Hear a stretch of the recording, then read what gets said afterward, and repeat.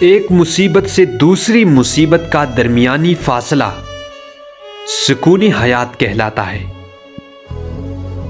دشمنوں کو بھی میں نے محبت اور تشکر کا مستحق گردانا ہے، کیونکہ انہوں نے بھی مجھے غفلت سے جگایا اور آنکھی دی ہے۔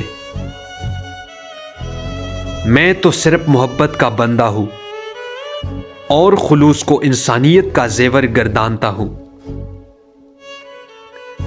سادہ خوراک سے پیٹ بھرنے والا انسان اپنی تلاش اور ذات کی شناخت میں جلدی کامیاب ہو جاتا ہے۔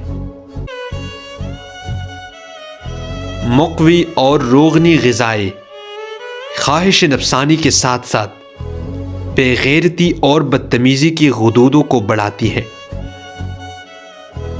ادب وہ ہوتا ہے جو مسائل کی نشاندہی اور ان کا حل بیان کرے۔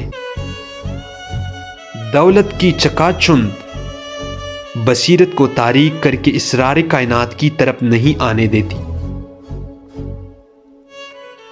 بعض اوقات حالات کے سائے غموں کی دھوپ کو اور بھی شدید کر دیتے ہیں اور سینے میں اونگتا ہوا درد ہکنے لگتا ہے۔ شرابی کا نشہ اس قدر ناپاک اور نقصان رساں نہیں ہوتا جتنا دولت کا غرور اور منصب کا پندار۔